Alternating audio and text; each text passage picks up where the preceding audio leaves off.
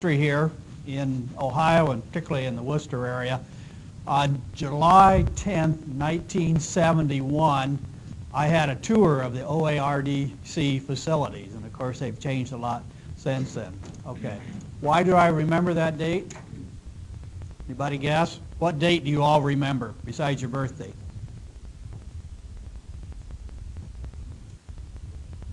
What's anniversary? You got it. That was my wedding day. And my wife grew up on a farm just a couple miles north of Worcester on Friendsville Road, and we got married in the little Methodist church up in Madisonburg. And in order to get all of the men out of the way on that day, they sent us over here to the ORDC for a tour. My wife's cousin was the head engineer out here at that time, and so that was basically to get us out of the way for the wedding that night. So I remember that very well. And I'm from Iowa, grew up in Iowa, worked at Iowa State for 39 years, and met my wife through a 4-H international exchange program. She was from Worcester, and had promised her parents that if I drug her out to Iowa, I'd bring her back to Ohio, to Worcester, at least twice a year. And so we maintained that for pretty much all of our married life. And then 6 years ago, our daughter and her husband moved to Worcester. She's the head volleyball coach at the College of Worcester, and he's the assistant soccer coach. So if you don't have anything else planned today, 4 o'clock there's a women's soccer game at the college. 7 o'clock tonight, the women's volleyball team takes on Allegheny College, and we will be there cheering. So if you need a sporting event tonight, I'd sure recommend it. So she's the head volleyball coach, and they have 2 little daughters now, 2 grandchildren, so twice a year has now become 4 times a year. And actually this is our 4th trip to Worcester this year, and we're still coming back again at Thanksgiving because her family has a big family reunion of 100+ people get together for Thanksgiving dinner at the farmhouse here just north of town. So Worcester's really kind of our second home, and so worked out very well. When Barry Ward contacted me about being on these Ag Lender Seminar meetings, we actually were already scheduled to be here in Worcester this week and last week, and so worked out really well. I had to get up and drive clear across town to get here this morning. So anyway, going into the topic, we talk about crop insurance decisions. First of all, how many of you worked for Farm Credit Services? I saw quite a few. I can tell by your shirts. They're on this side, so this must be the bankers on this side. How many of you with commercial banks? Right, we couldn't have you sitting together, obviously. Farm Credit Services, anybody from FSA? Not Farm Service Agency, FSA. Always put them in the back of the room. I'm not sure why. Glad you're back on the job. Anybody else? Those are the usually big 3. Rabobank, okay. Yeah, I think one of the meetings was, I believe it was over in Ottawa. We had a Rabobank representative. Also, they're big in Iowa, by the way, so we know about them. Farm Credit Services, my wife's cousin, Terry Ewing, used to work for Federal Land Bank. Any of you been around long enough? You know Terry Ewing? Okay, he's been retired about 20 years, but he was right in the thick of things back in the 70s and 80s, and he still lives here in Worcester. Okay, well, certainly if you're in the lending business, you're in the risk management business and helping your customers try to manage risk. And for crop farmers anyway, the name of the game in risk management these days is crop insurance. We have gradually transitioned away from depending on USDA commodity programs, loan deficiency payments. This afternoon, Carl Suloff is going to be here and talk about Farm Bill legislation, but he'll say the same message, that basically in terms of risk management for crop producers, crop insurance is the name of the game anymore. In Ohio, the use of crop insurance has increased fairly dramatically. If you look at the early 1990s here, this is corn and soybean acres insured. And let me say, I'm going to talk about multiple peril crop insurance, or some people still refer to it as federal crop insurance, even though it is sold and serviced through private companies. But multiple peril crop insurance, and I'm just going to limit it to corn and soybeans. I know you have some wheat acres and a few other crops in Ohio too, but in Iowa we only recognize corn and soybeans as official crops, and that's what my presentation is about. Okay, So there would be a few more acres here if we included the other crops. Anyway, we were a little over 1,000 acres up until 1995, and something obviously happened. We went from a little over 1 million acres to a little over 5 million acres in 1 year. Anybody remember what happened in 1995? Some of you were on the job in 1995, not all of you. Anybody remember what happened? Had to do with the government. Okay, that was 1 year to be eligible for USDA commodity programs, government programs. You had to buy crop insurance. That's the only year it's ever been mandatory in order to benefit from commodity programs. And in the 1990s, those program benefits were pretty substantial. And so that is why we jumped to over 5 million acres. That was only true 1 year. There was a lot of pushback on making it mandatory, so they rescinded that. And we dropped down, but we never ever dropped down anywhere close to where we were before that. We dropped down to around 4 million, 3 million, and then back up. The other thing that happened in 1996 was the introduction of revenue insurance. Up until that time, we could always insure bushels, but some years where lots of people had low yields, the price, what happened? The price went up enough to offset those low yields, sometimes even more, yet we got a crop insurance payment. Worst scenario was the other thing. When everybody got good yields, you didn't get any insurance payments, the price went down, you actually made less money than you did in the poorer years. Well, that didn't make a lot of sense, so some bright ag economists figured out that it's not how many bushels you grow, it's how many dollars per acre you bring in that really matters at the end of the year when it comes to paying bills. So they introduced the concept of revenue insurance, and that was pretty popular. That was another reason why the participation stayed up, and we'll see that revenue insurance is practically the only game in town anymore. So we continuously increased acres till we got up above 5 million again in the early 2000s. 2010, I don't know what happened. I think there must be a mistake in the data. I can't think of any reason we would have dropped 1 million acres there and then gone back up. The last 2 years we've been at about 6.5 million acres, and that is roughly 80% of the corn and soybean acres grown in Ohio. Iowa, we're about 93% of our corn and soybean acres are insured every year, and I think we've kind of hit the max on that. There always seems to be a certain number of acres that don't get insured for reasons I don't fully understand, but we've been at that level for a while. Premiums. Have we benefited from crop insurance? I'm sure you've had clientele that say, oh, that crop insurance never pays off. I've never collected. It's no good. Okay? Not the worst thing in the world not to collect on your crop insurance, but then you always think back, well, okay, did I really need it or not? Well, when we talk about premiums, there are two kinds of premiums.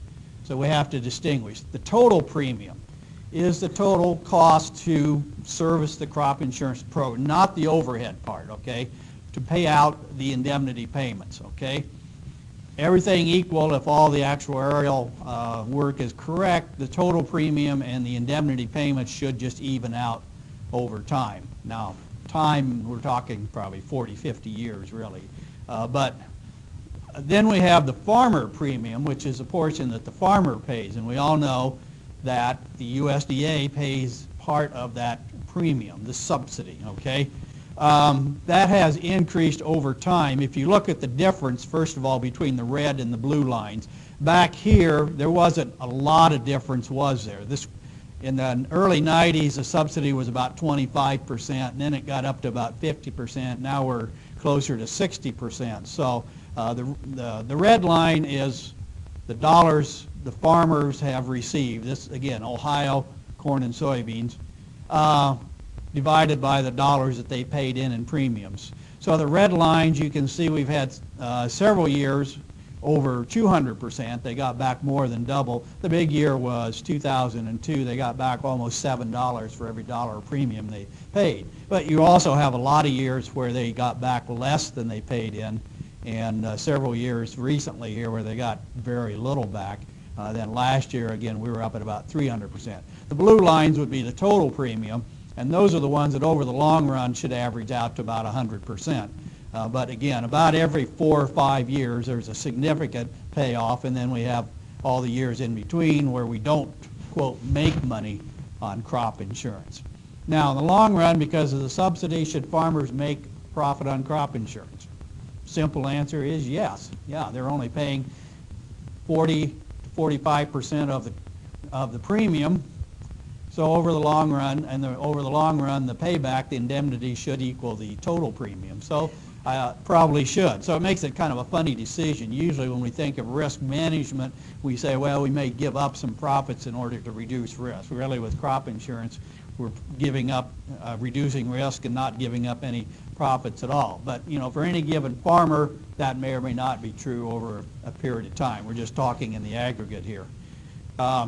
How long this will last, I don't know. That's a question for Carl Zuloff this afternoon. Obviously, there's a lot of talk about how much money those premium subsidies are costing, partly because not only has the subsidy percentage gone up, but the dollars of premium have gone up because of higher crop prices in recent years. So those crop insurance subsidies are costing the government a ton of money, and there's a lot of concern about that. So, but he'll probably have a better feeling for that this afternoon.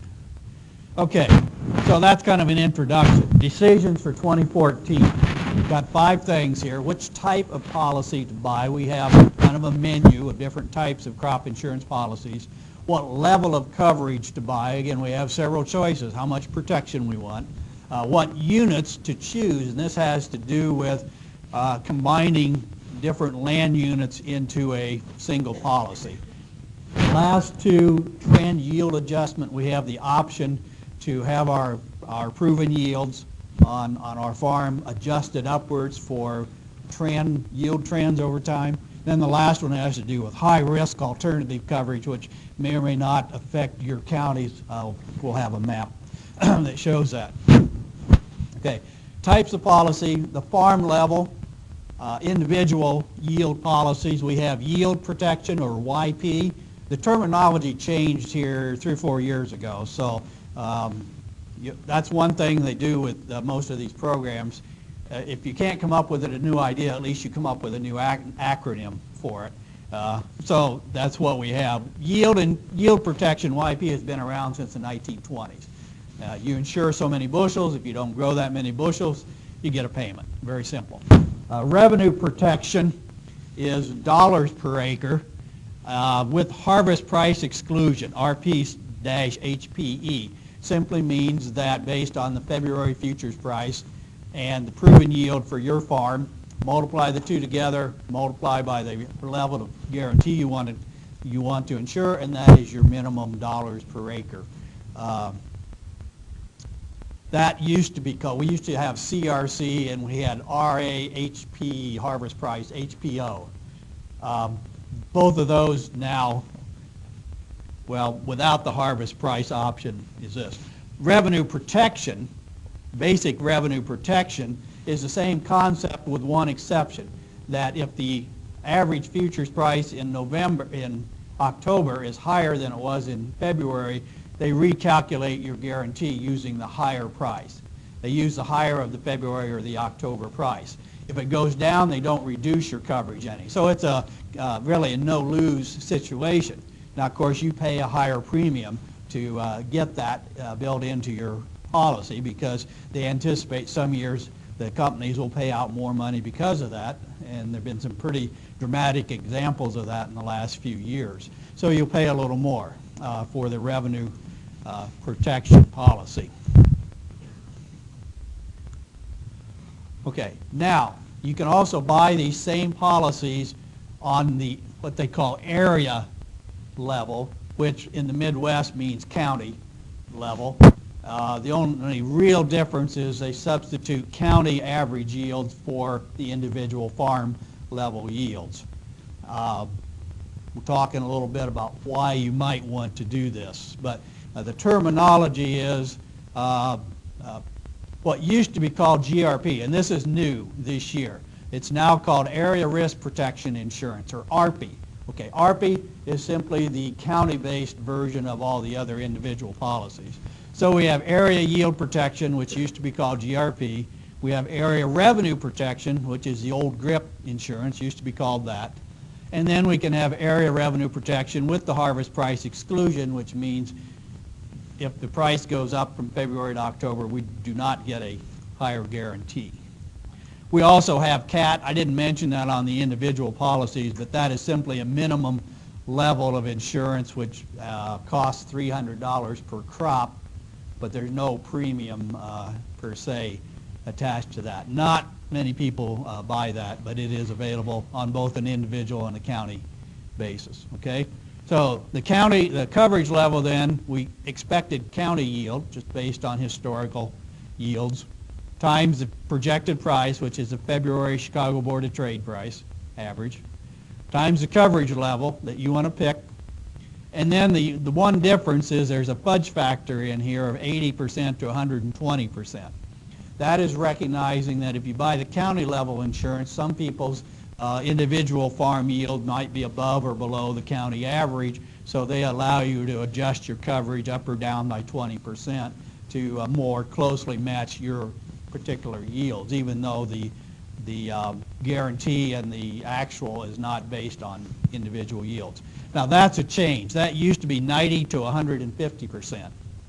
And almost everyone who bought GRIP here, the county-based revenue insurance, insured it, used the 150% factor because, frankly, most of them were buying it to maximize profits, make money, not for risk protection. It's not very good risk protection because it's not based on your individual farm yield. But there were, particularly in Illinois and Indiana, several insurance companies that marketed GRIP very aggressively, and primarily most years you got nothing, but the years that you got paid a ton.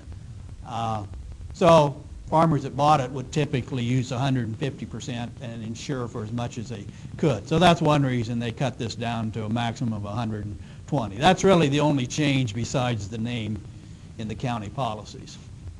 Okay, what's the market share? Pretty simple, RP, revenue protection. Now 87% of the acres that are insured in Ohio, corn and soybeans, are insured with revenue protection. Remember, that has the increasing guarantee. If the price goes up from February to October, your guarantee goes up. Yield protection, 6% of the market. This is RP without that increasing guarantee option. Only 1% of the acres opted for that, so not very popular. 4% had GRIP, the county revenue insurance. 1% had the county yield insurance, so only 5% based on county level. Same thing happened in Iowa. This has changed over the last 5 years dramatically. We had been reducing yield insurance and more revenue insurance for a long time, but the last few years they went really heavily with the RP, with the increasing guarantee. In Iowa, over 90% of the acres that are insured have RP insurance. Okay, so it gets easier and easier to talk about crop insurance. I'm about to the point where I'm going to stop talking about the other types and just talk about RP because that's basically what people are buying. Okay, now thinking about how useful is the increasing guarantee? How useful? How often, how many times does the October price come out higher than the February price? All right, here's a graph starting back in 2000. This is corn, so the yellow, I guess we call that, is the February price each year, and red is the October price. How many times is the red line above the yellow line? Okay, 1 here in 2002. Didn't happen again until 2006. And then didn't happen again here. So for the first 10 years, it only happened twice. So those are the only years where buying the harvest price option really helps any, because the other years, if it doesn't go up, your guarantee doesn't change any. In the last about 4 years, 2010, we had a jump of almost $1.40 a bushel from February to October. Now, that year, the people who didn't buy the increasing guarantee really felt bad because they missed out on a windfall, okay? and that stuck in people's minds. 2011, we had a small increase in October. 2012, a year ago, another big increase, about $1.50, $1.60 a bushel increase. So we had 3 years in a row here where it really paid to buy the insurance with the increasing guarantee. Okay, so why do we have almost 90% of the acres under that policy? It's pretty obvious, isn't it? The last 3 years you were much better off with that, and so now this year, what about 2013? We're about $1.40 under the February price right now. We won't know this for sure until Friday, I guess. Actually, yeah, the average October price we'll know on Friday. This year, you could have bought the RP with the harvest price exclusion, saved about a third of your premium, and gotten exactly the same coverage as you did with the standard RP. But, you know, that's, you take your chances every year. But, you know, for whatever reason, we've seen in recent years we've had more times when the fall price was higher. And of course that eventually gets built into the premiums. That's one reason you pay more. It's because the companies build that possibility into the premiums. Okay, soybeans, a little bit different. About half the time the fall price has been higher than the February price. Here we had 1, 2, 3, 4, 5, 6 years out of about 14 here. This year we're kind of right on the edge.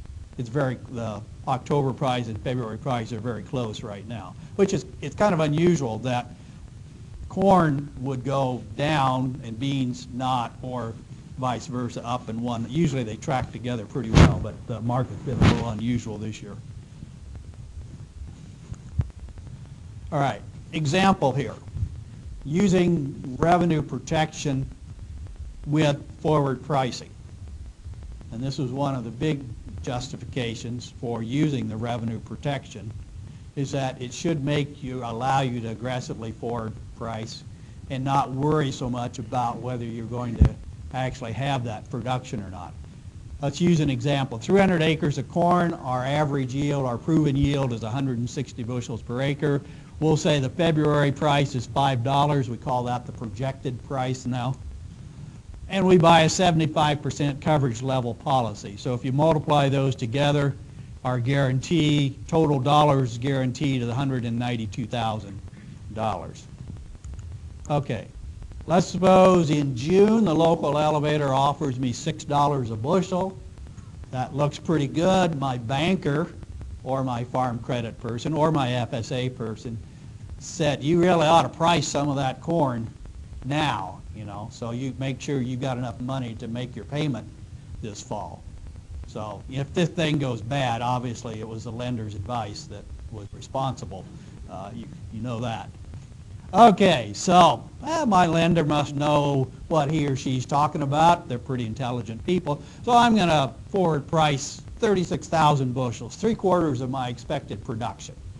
Okay, extreme example, but illustrating a point. Oops, didn't rain in July or August. I only got 100 bushels an acre. What am I going to do now? I got 30,000 bushels. I'm short 6,000 bushels of what I sold or pre-sold. So what happens? County sheriff is going to come get me and throw me in jail, right? Got a contract, legally binding. Well, they won't throw me in jail, but I've got to come up with 6,000 bushels. Couple of options. I can go to my neighbor and buy it, and you know, just nothing wrong with that as long as I deliver corn. It doesn't really matter whether I produced it or somebody else did. More likely, I'll go to that elevator and we'll just cancel it out on paper. I buy 6,000 bushels on paper from them. Of course, I'm going to have to pay the price, the harvest time price, which might be higher than I contracted for. So I might lose money there on the difference. And there may be a penalty because the elevator has some interest costs and things built in. Usually not too bad, though. So again, the worst case scenario is that I'm short bushels and the price goes up higher than what I contracted for. We'll say the fall price is $7 and cash price, local cash price is 50 cents under. So to fill that contract, it's going to cost me $6.50 a bushel or 39 $100,000 to buy those extra bushels. If I bought them from the neighbor, probably have to pay about the same. Okay, now if we have revenue protection, remember we said the futures price at harvest was $7, so now they recalculate my guarantee using not $5 but $7 a bushel. 300 acres, 160 bushels, 75%. My new guarantee is $252,000. Now the actual revenue, as the insurance company calculates, is based on $7 and my 100 bushel yield. My actual revenue is $210,000. So am I going to get a check from the insurance company? Sure am. $42,000, the difference between $252,000 and $210,000. So I get a check for $42,000. I use $39,000 of that to buy the bushels to fill the contract, and I have left over $3,000 from the insurance company that goes into my cash flow. Okay? Why did I actually have money left over? It's because the insurance company pays me the futures price on those bushels, but I can buy them at the local cash price. Now, I don't know what your basis is here in Northeast Ohio. 50 cents, maybe that's too wide. What would be typical corn basis here?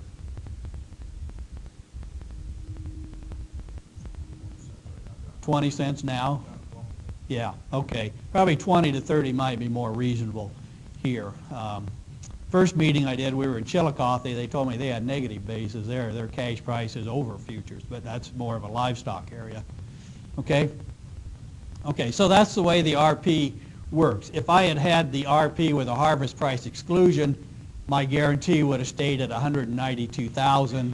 The actual revenue was $210,000. I would have gotten no payment from the insurance company, and I might have saved a little bit on premiums, but that would be the only benefit. Okay, so the RP policy is sort of a two-way policy, the way I like to look at it. If the February futures price goes down at harvest, you still have the minimum dollars per acre guarantee, just standard revenue insurance, and they'll replace lost dollars if you're below the guarantee. If the harvest price goes up, then essentially the RP converts to a yield insurance policy with the lost bushels being, you get paid for your lost bushels at that October futures price. So whatever number of bushels I had, if you take my guarantee and my proven yield, whatever that fall futures price, the higher it goes, the more I get paid by the crop insurance company. So basically, you're guaranteed payment for that yield loss at a current market price. So it's really kind of the best of both worlds. And of course, the only downside is it costs more than the other policies. But I'll show you how much. Another, just quickly, livestock producers can use this. If you have livestock producers that feed most of their crop, and their worst case scenario is raising a short crop and having to go out and buy extra feed at a high price. You know, if everybody has a short crop, I got to go out and buy feed at a high price. The revenue protection will work exactly the same way as it did for the farmer that forward priced a lot. It will reimburse you for those short bushels at whatever the fall futures price is, which then you can use to go out and purchase that extra feed. Okay, the area insurance, again, only 5% of that, 5% of the acres use the, this would be the GRIP and the GRP. Could work if you have individuals where their yields track the county yields pretty close. In other words, they're farming the entire county. Or maybe they rent a farm in every township in the county. Their yields track the county pretty well. Or if they don't have much of a production history. Maybe they've got a farm that they've just rented or just bought, and they don't have production records, or their APH, their proven yield, is really low for whatever reason. They might want to use the county product until they can build up a yield history. Okay, so sort of wrapping up here, type of insurance. If you're only worried about bushels, then yield protection is okay. And I could think, again, maybe a livestock farmer that doesn't sell anything off the farm, or for some reason you've got a guaranteed price locked in so that market price doesn't matter, yield protection would still be an option, and it is cheaper. If you just want to ensure a minimum cash flow, the RP with the harvest price exclusion works for that. If you want to aggressively forward price, you better have the regular RP. If you're just protecting equity, in other words, you have no debt. Now I know you work with loan programs, so you don't see these people very much. But basically, you just want to protect against the really big hit. The CAT policy is there. You don't have to spend very much money on it, but it doesn't get used much. Lastly, to make a profit, probably the GRIP, the county insurance, or it has been used more for profit making than for minimizing risk. Okay, let's go to number 2. What coverage level should I buy? Well, let's look at what people have been buying. Corn and soybeans in Ohio, 2003, the green bars, 10 years ago. The most popular option was 75% guarantee. You can buy anywhere from 50 up to 90. The 90 is only available on the county products, the GRIP, okay? That's why we don't see much at 90%.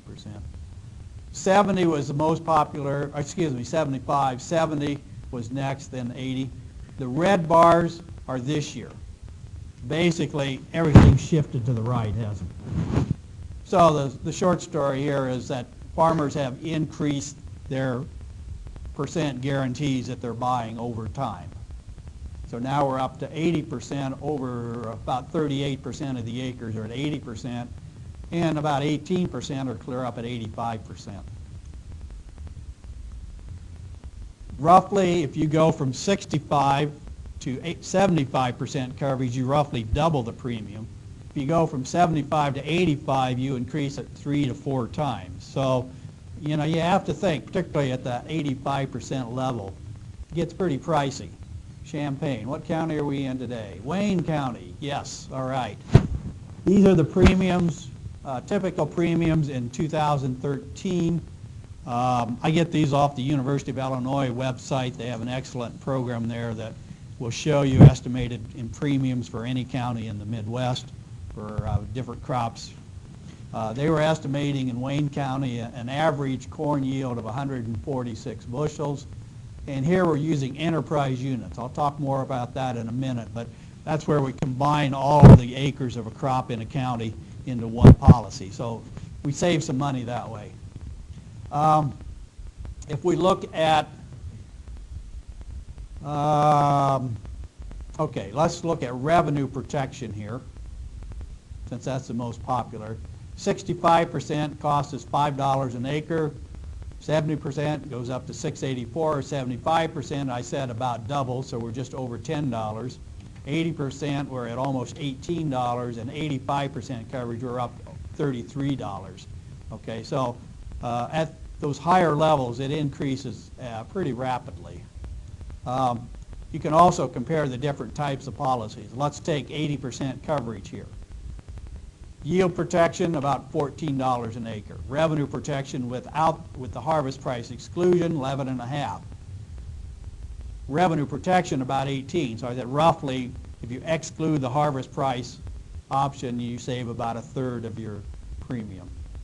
GRP and RP, or GRIP, pretty similar to the revenue protection policies.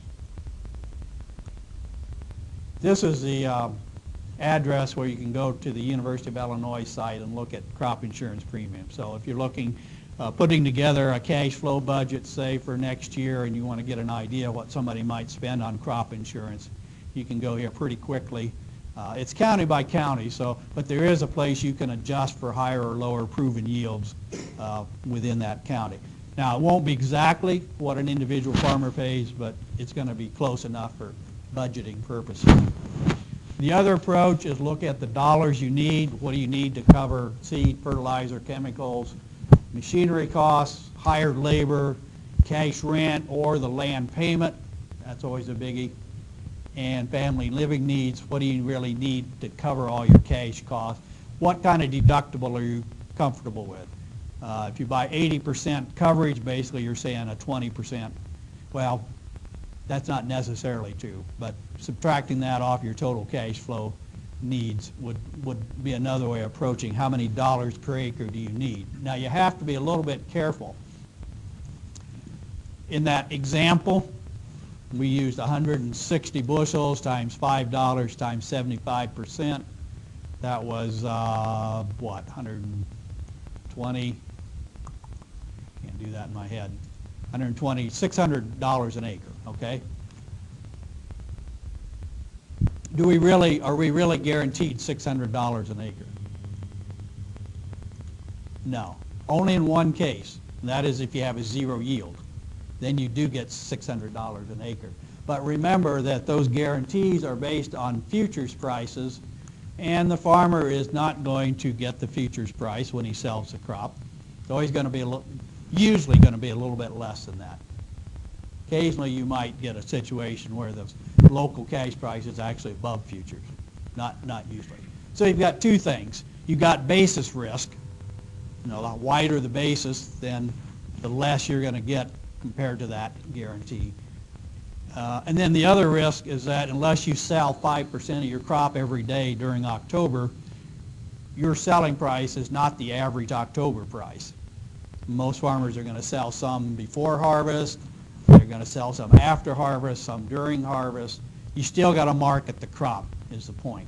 So that $600 is not as firm a number as a lot of people think, because you only get that, say that either February or October futures price for the bushels that you lose.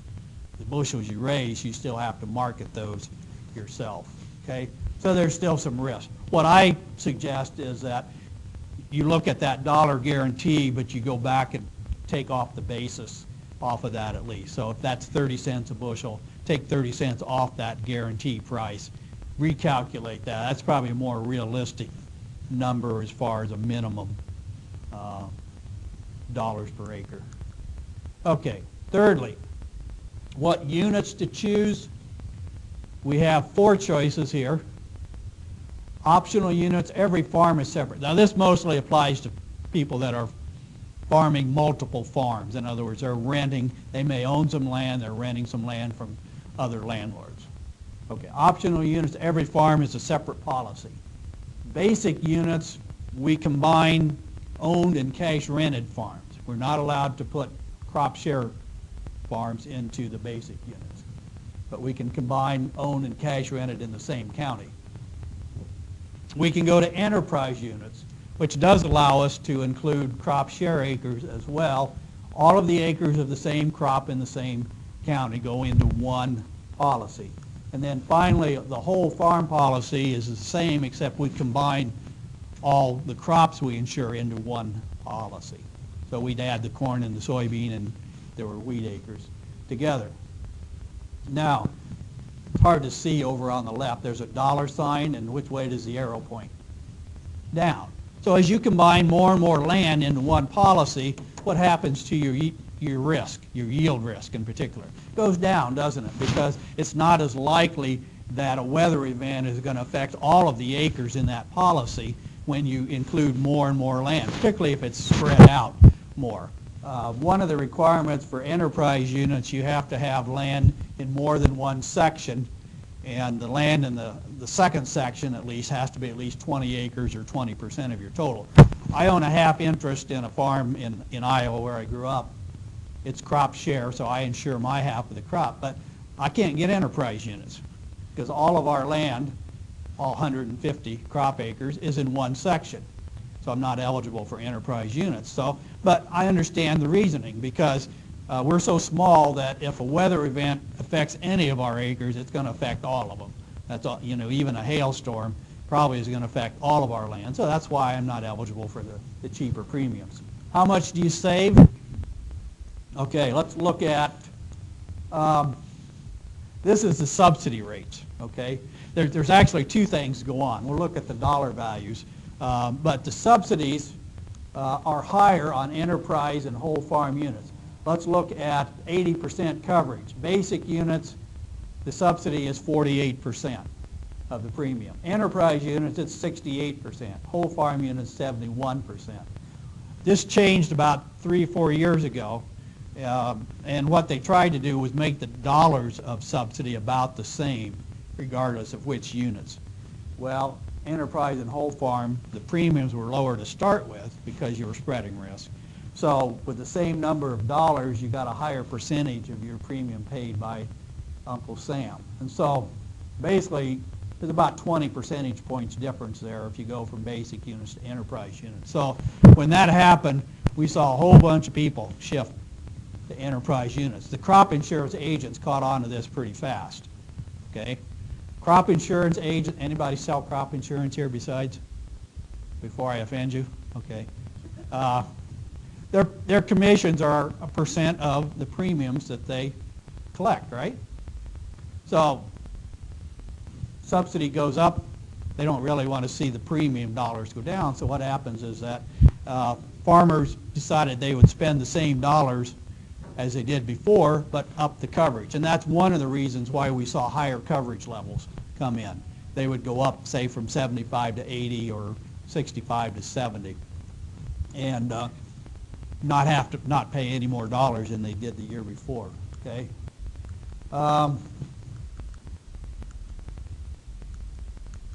Okay, here we are with the actual dollar numbers, Wayne County.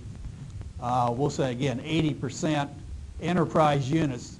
This is with 450 plus acres. You can also get enterprise units at less than that, but the premiums are a little bit higher. 80%, you pay $16.46 an acre. Under enterprise units, under basic units, it's more than double that. So there's two things. One is that the total premium is higher because you're talking about smaller land units, higher probability of the insurance company having to pay. The second thing is the percent subsidy is not as high under basic or optional units. So it's no wonder that most farms, if they're eligible, have moved towards enterprise units. Certainly something that every producer should think about, or at least see if they're eligible. Now, the thing you get from the producers, the response though, is that, well, you know, I had these 5 farms. If I put them all together and I get a hailstorm on one farm and not the others, I'm not going to get a payment, even though I got wiped out on one of those 5 farms. Yeah, that's true. If I have the basic units and insure each farm, or the optional units, insure each one separately, I'll get paid on that farm that had the hailstorm. Okay, now you think about it. What happens to the grain on those 5 farms when it gets harvested? Is it sold separately from each farm? Probably not, unless maybe it's a crop share lease or something. It gets all commingled. What happens to the dollars from all that grain? You have 5 different bank accounts? No, it all goes into the same bank account. So to me, it just makes sense that you insure the entire farm, all the farms as one, rather than each one individually. But I know there's that mentality, you know, if I have a severe loss on one farm, I want to get paid.